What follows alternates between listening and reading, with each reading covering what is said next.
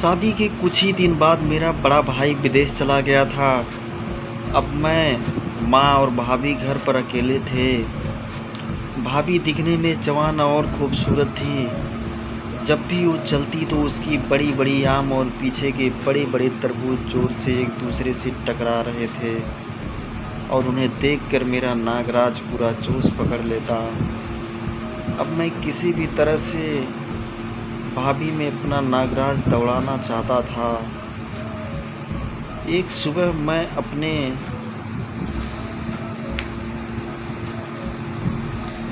कमरे में बैठा था कि तभी भाभी मेरे लिए चाय लेकर आई।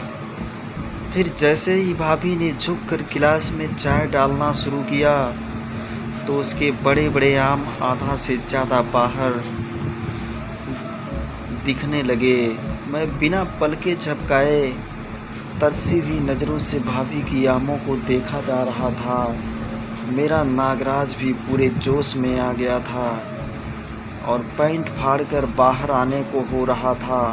भाभी ने भी इसे नोटिस कर लिया और हंसते हुए मेरे हाथ में चाय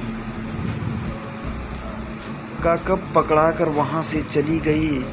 फिर बाहर मैंने हाथ से ही अपने नागराज को शांत किया। अब तो मुझसे एक पल भी सब्र नहीं हो रहा था। उसी दोपहर भाभी किचन में कुछ काम कर रही थी तो मैं उसके पास जाकर बैठ गया। भाभी की बड़े बड़े तरबूज देखकर अब मुझसे रहा नहीं गया और बातों बातों में मैंने इन पर हाथ फेर दिया। भाभी ने पलटकर मेरी तरफ देखा मगर कुछ नहीं कहा। मैं समझ गया कि वो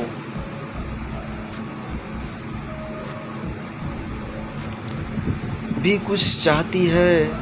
मैं अपनी जगह से उठा और पीछे से भाभी को कसकर गले लगा लिया। भाभी ने मुझे अपने से दूर करने की थोड़ी कोशिश ज़रूर की, लेकिन जैसे ही मैंने उसके बड़े बड़े आमों को पकड़कर मसलना शुरू कर दिया तो वह भी मदहोश होने लगी। फिर मैंने भाभी के दोनों आम सूटकेस के ऊपर से ही बाहर निकाल दिए और इन्हें पकड़कर ज़ोर ज़ोर से दबाना शुरू कर दिया। भाभी अब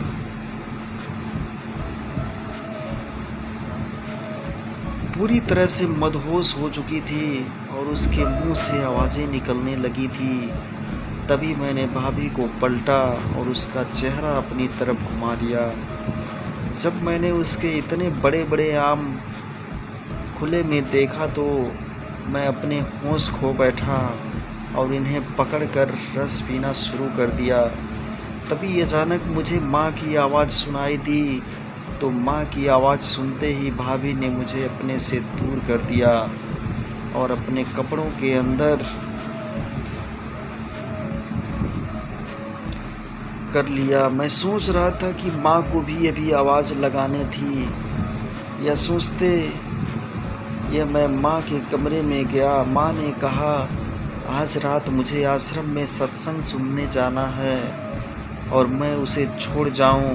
सुनते ही मेरा दिल तो गार्डन हो गया। शाम को मैंने माँ को बाइक पर बिठाया और उसे आश्रम छोड़ आया। अब मैं और भाभी दोनों घर पर अकेले थे। मुझे पता था कि आज दोपहर भाभी की गुफा में जो आग लगाई है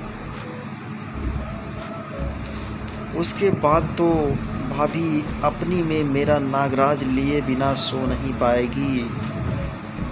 तब रात की 11 बज चुके थे और मैं भाभी के कमरे में गया। भाभी पेट पर लेटी हुई थी। मैं भी भाभी के पास बैठकर लेट गया। कमरे में भाभी ने हल्की सी लाइट जला रखी थी। तब मैं धीरे से भाभी के करीब गया और बिना सोचे समझे मैंने भाभी की ढीली सी नाइट ड्रेस के अंदर अपना एक हाथ डालकर भाभी की आमों को मसलना शुरू कर दिए। भाभी के आमों के ऊपर के अंगूर भी अब बहुत टाइट हो चुके थे। फिर मैं अपना एक हाथ धीरे से भाभी की उसकी तरफ ले गया और भाभी ने नीचे कुछ भी नहीं पहन रखी थी। भाभी जी उसमें पूरी उंगली डाल दी। भाभी जी की चिड़िया ऐसी की जैसे आज तक किसी ने छुआ भी ना हो। तब मैं भाभी के बड़े बड़े आमों को पीता हुआ काफ़ी देर तक करता रहा। जी हाँ दोस्तों, आशा करता हूँ कि ये वीडियो आपको पसंद आई होगी।